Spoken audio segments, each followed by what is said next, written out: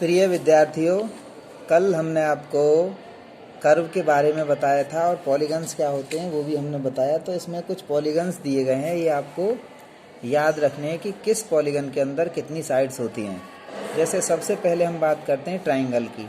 तो मिनिमम जो साइड होती हैं किसी भी पॉलीगन के अंदर वो 3 होती हैं, आप जानते होंगे, क्योंकि 3 साइड से ही हम कोई क्लोज्ड कर्व कंप्लीट कर सकते हैं, बना सकते हैं।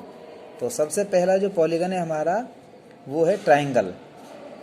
उसके बाद 4 साइड्स का जो हमारा पॉलीगन होता है उसका नाम है आपका क्वाड्रिलेटरल, ये भी आपने पढ़ा होगा पिछली क्लासेस में। 5 साइड यदि होती हैं उस पॉलीगन के अंदर तो उसे हम बोलते हैं पेंटागन। इसी तरीके से 6 साइड वाले पॉलीगन को आप हेक्सागन कहेंगे, उसके बाद हेप्टागन और ये आपका ऑक्टागन। इसी तरीके से आगे ये नैनोगन, डेकागन दिए गए हैं। आपको ये ऑक्टागन तक हमेशा याद रखना है क्योंकि इनसे रिलेटेड क्वेश्चन ही आपके पूछे जाएंगे। उसके बाद में डायगोनल का भी इसमें क्वेश्चन एक आपका आएगा। तो डायगोनल के बारे में आपको ये याद रखना है कि इसमें जो डायगोनल हम खींचते हैं किसी भी पॉलीगन के अंदर तो उसमें कंसिक्यूटिव जो वर्टेक्स हैं उनको छोड़ करके बाकी के सभी वर्टेक्स से हम मिला दें उन पॉइंट्स को तो वो आपका डायगोनल हो जाता है। ध्यान ये रखना है कि कंसिक्यूटिव यानी उसके पास में जो वर्टेक्स आ रहे हैं, बिंदु शीर्ष, उनसे हमें लाइन नहीं मिलानी है क्योंकि वो तो लाइन सेगमेंट होता ही है आपका। तो ए पॉइंट को आप मिलाओगे, पी पॉइंट है ये, पी को आर से मिला देंगे तो ये डायगोनल हो जाएगा आपका। इसी तरीके से क्यू को एस से। इसी तरीके से किसी भी पॉलीगन में आप डायगोनल्स खींच सकते हैं। जैसे पेंटागन दिखाएगा यहाँ पर, तो पेंटागन में देखिए हम ए से डायगोनल खींचना चाहते हैं, ड्रॉ करेंगे तो ए के कंसिक्यूटिव यानी लगातार आने वाला पॉइंट कौन सा है आपका, बी, और ए के इधर लगातार जो आएगा पॉइंट वो ई है।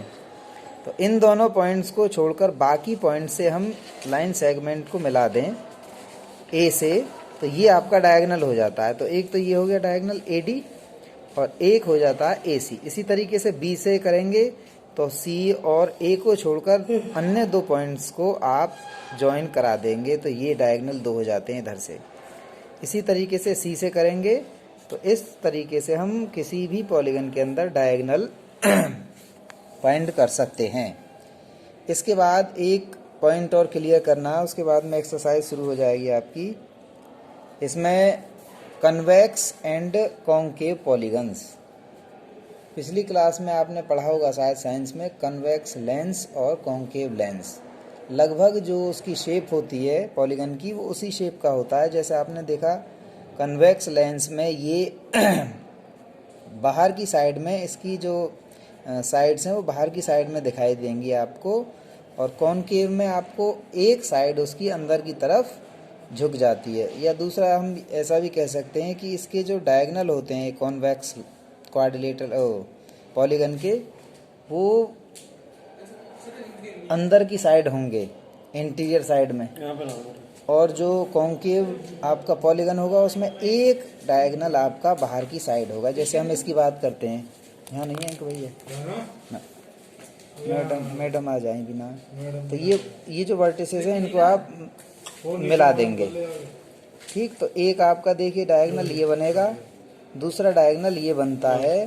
तो ये जो डायगोनल है बाहर की तरफ आ जाता है, आउटसाइड में, एक्सटीरियर साइड में। तो हमें ये ध्यान रखना है यदि कोई डायगोनल किसी पॉलीगन के अंदर बाहर की साइड है तो वो आपका कॉन्केव पॉलीगन होगा, और जिसमें सभी डायगोनल्स अंदर की साइड होते हैं वो आपके कन्वेक्स पॉलीगन होते हैं, ठीक। ये दिया हुआ है आपका। रेगुलर पॉलीगन भी आप समझ लें।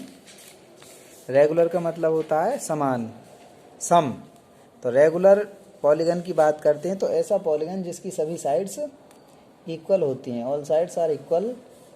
और जैसे अब पॉलीगन में बात करें हम ट्रायंगल की, तो रेगुलर पॉलीगन अगर इस तरीके का होता है 3 साइड का तो उसको हमने नाम दिया है दूसरा इक्विलेटरल ट्रायंगल। ये आप जानते हो, तीनों साइड इक्वल होती हैं तो ये रेगुलर ट्रायंगल भी कह सकते हैं इसको हम। इसी तरीके से क्वाड्रिलेटरल में देखें, रेगुलर क्वाड्रिलेटरल तो वो स्क्वायर होता है, आप जानते होंगे, चारों साइड इसकी इक्वल होती हैं। इसी तरीके से रोम्बस भी होता है। अब इसी तरीके से पेंटागन है तो उसमें आप रेगुलर पेंटागन लिख देंगे, हेक्सागन है तो रेगुलर हेक्सागन, इस तरीके से आप उसको लिख सकते हैं। अब हम अपनी एक्सरसाइज स्टार्ट करते हैं 3.1। 3.1 का फर्स्ट क्वेश्चन देख लीजिए आप जल्दी से। इसमें ये फिगर्स दी गई हैं।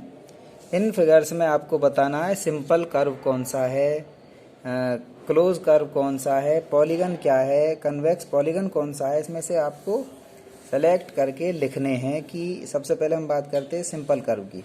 सिंपल कर्व में बताया था आपको कि ऐसा कर्व जिसको हम विदाउट पेंसिल के, विदाउट लिफ्ट किए अगर हम खींचते हैं तो उसे हम सिंपल कर्व कहते हैं, यानी पेंसिल को उठाना नहीं है, हमें एक बार में उसको पूरा कंप्लीट करना है। तो देखिए ये आपका एक सर्कल बनाया है, उसके ऊपर दूसरा सर्कल जब हम बनाएंगे तो हमारी पेंसिल ऊपर करनी पड़ेगी हमें, दोबारा से इसको हम प्लान पर रखेंगे।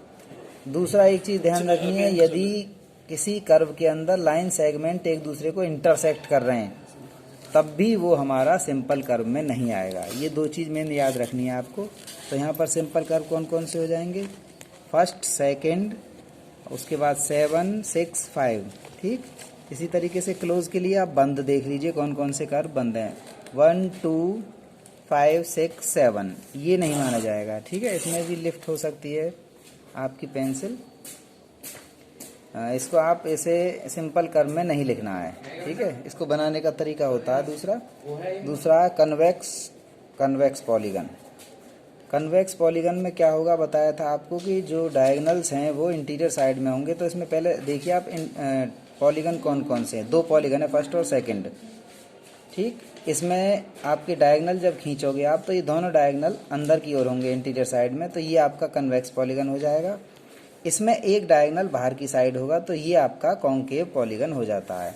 इस तरीके से ध्यान से फिगर्स को देखेंगे और आप इसमें जो भी जिसके बारे में पूछा गया उसको लिखेंगे। धन्यवाद।